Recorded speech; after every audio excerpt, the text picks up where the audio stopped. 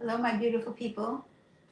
I'm Vicki Stark, the author of Runaway Husbands, and this is our Wednesday night Facebook Live Q&A. And I'm just wanted to say, that I know times are hard, and I think about you all constantly, a lot.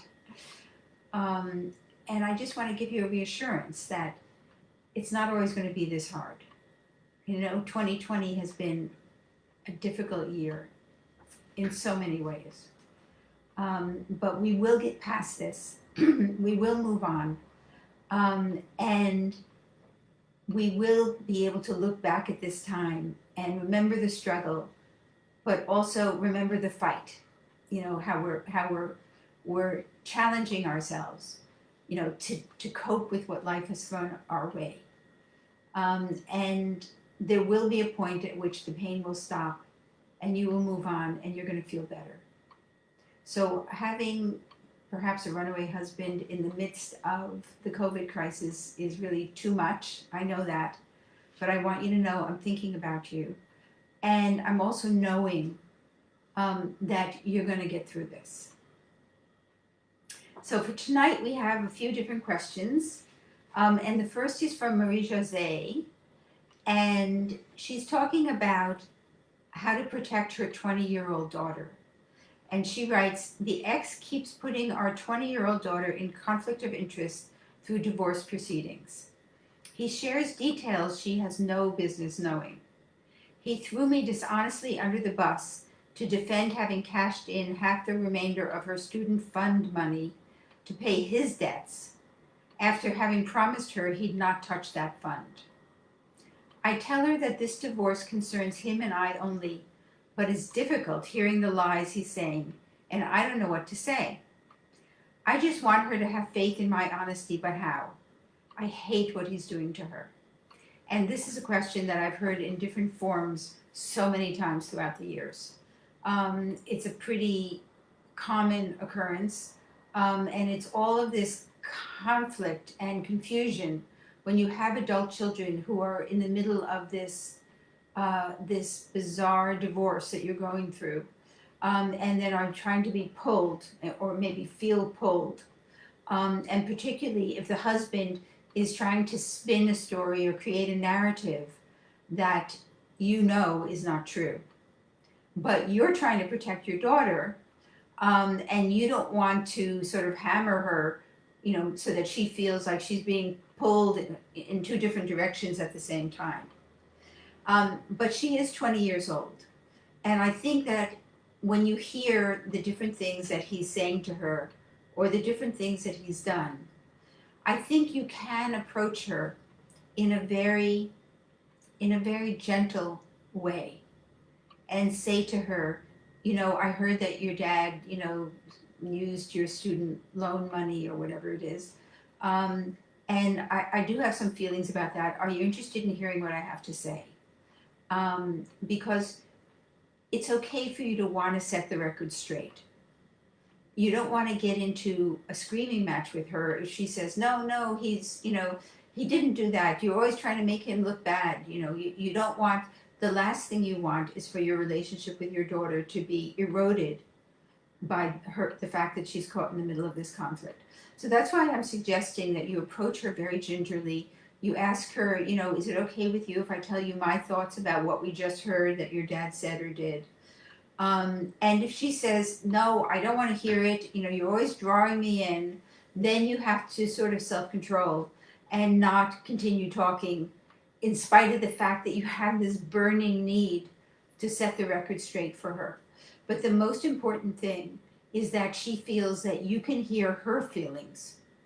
And if she's telling you, I don't want to hear anything more, my dad said this, and maybe you feel it's not true, but I don't want to hear it from you, then I think that you need to retreat, you need to back off, and maybe approach her again in a month or something like that. But so often the adult children in these scenarios get so contorted and so, all children do, but they feel so caught in the middle. and you don't want to, you're sort of walking this tightrope where on the one hand you don't want to make her feel worse, and on the other hand you'd like to set the record straight and tell her what's really going on. So that's my answer to that. To approach it gingerly and with respect for her, and to be able to retreat if you can see that it's creating more conflict for her. The second question, somebody wrote to me and said, since my husband ran away, I've read a lot about covert narcissists, and I see some parallel to runaways. And in the past year or so, I've been hearing a lot about covert narcissists, and women in the community are talking about the fact that they believe that their husbands are covert narcissists.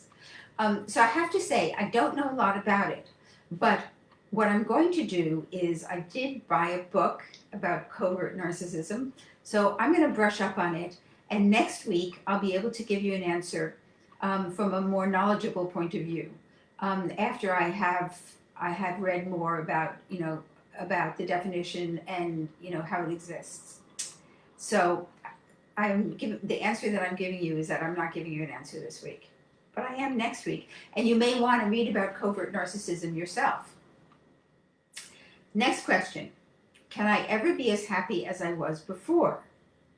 I know I'll be okay and can find a new normal, and maybe even a new love, but now I know there are no fairy tales.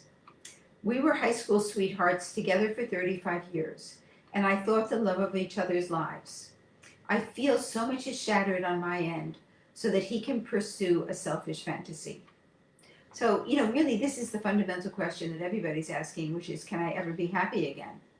And my answer is a resounding absolutely, definitely. But you have to recognize that as your life goes on, and she's mentioning that she might even find a new love, that if you do get involved in another relationship, it's not going to be the same. It's not going to have that naivete, that a relationship that you started when you were 20, and now it's 35 years later, you're not going to have that sense of excitement and that sense of wonder, that crazy mad falling in love, although maybe you can. I mean, there's no reason that you can't fall in love at any point in your life. But I truly, truly believe that it is possible to be just as happy, and maybe even in a deeper kind of happiness, that everything that happens to you in life is part of your growing. It's part of your enrichment. And even the hard things, and maybe especially the hard things, will help you learn how to appreciate the good things. Maybe it will help you learn how to love life. And at this stage, after 35 years of marriage, you can create a new world for yourself from an adult point of view and based on everything you've learned. So you do have an opportunity.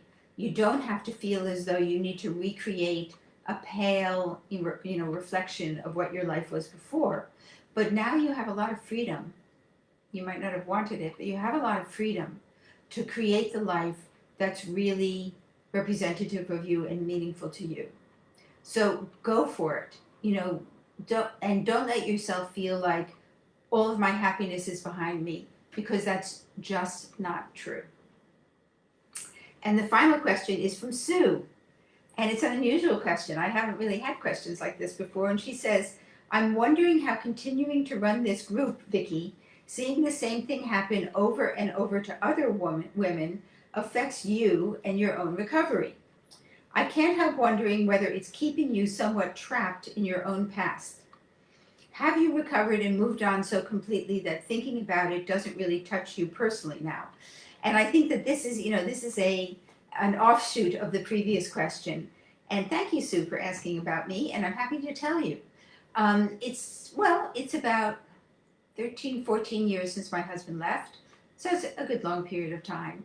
And I do work with the Runaway Husband community, and I absolutely love it. And I find that it keeps getting more fascinating and richer, and there's new aspects to it all the time.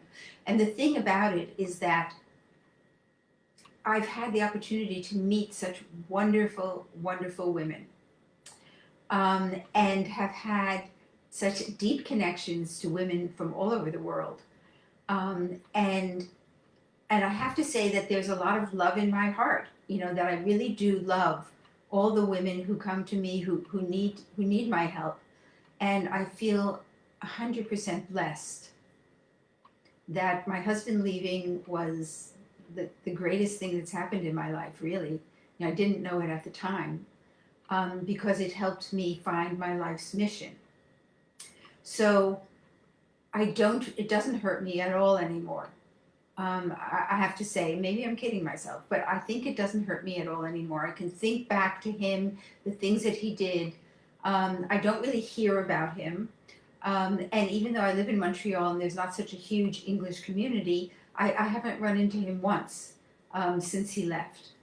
But so it is possible for me. Of course, I've had the benefit of doing this really precious work. So it is possible for you too, that you can get to the point where it doesn't hurt anymore. And I really hope that you do get there. So that's us for tonight. Thank you so much for tuning in. Take care of yourself, be well, and I'll see you next week. Bye-bye.